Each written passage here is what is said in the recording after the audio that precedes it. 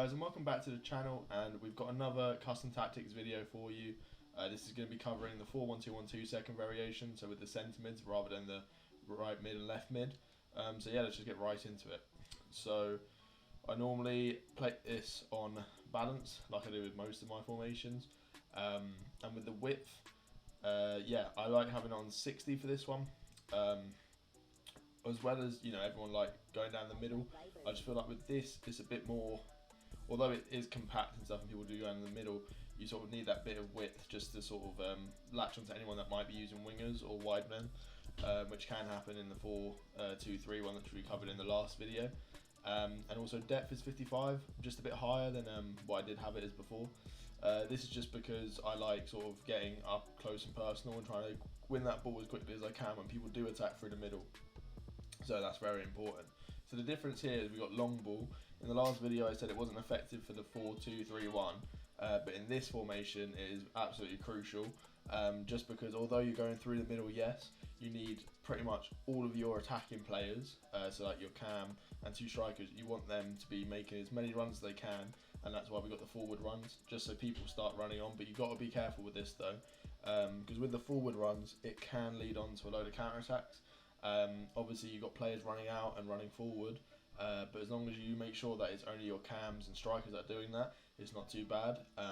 So the width is just 50, obviously because you don't want to go too wide, or you're not going to have that compact middle part in your offence. You want to keep everyone tight together when you're attacking. Players in the box, so obviously the more players you can sort of get in the box, so maybe you have two sort of more defensive midfielders in the right CM and in the CDM spot, but then you also have your little box-to-box midfielder, so that takes it from a free attack with the cam and two strikers to a 4 attack with that left CM as well, which is always good. We have one on corners and one on free kicks. This is just the standard to stop trying to stop counter attacks anyway. We'll go straight into the instructions. So we'll start off from the keeper. I've kept this on balanced.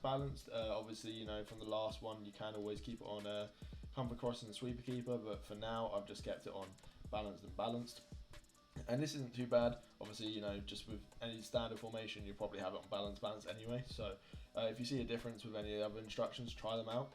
Just experiment a little bit and let me know what you think in the comments down below, because I'll be interested to see if they play any differently.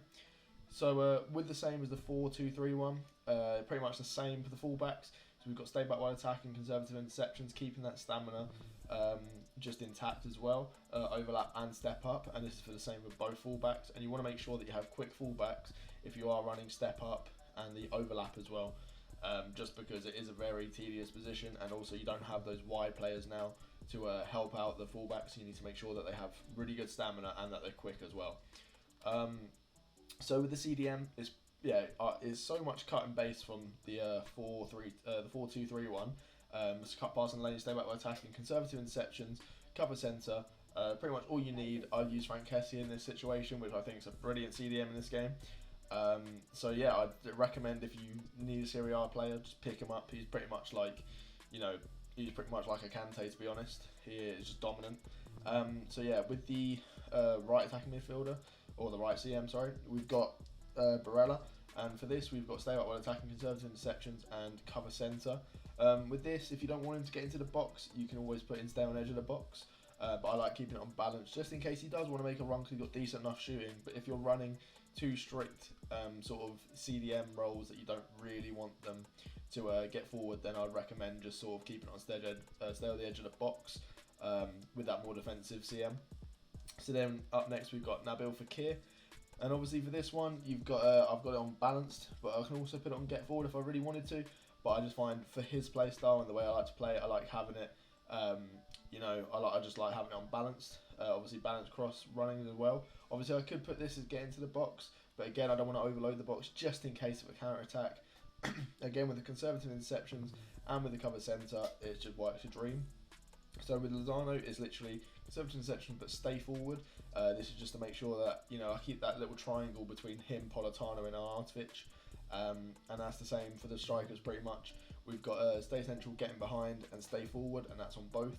And yeah, this is just because with the forward runs and with the long ball, you want your strikers to be running and bombing at the defenders and getting on that final line of defence, just to try and you know, obviously get past them and try and score some goals.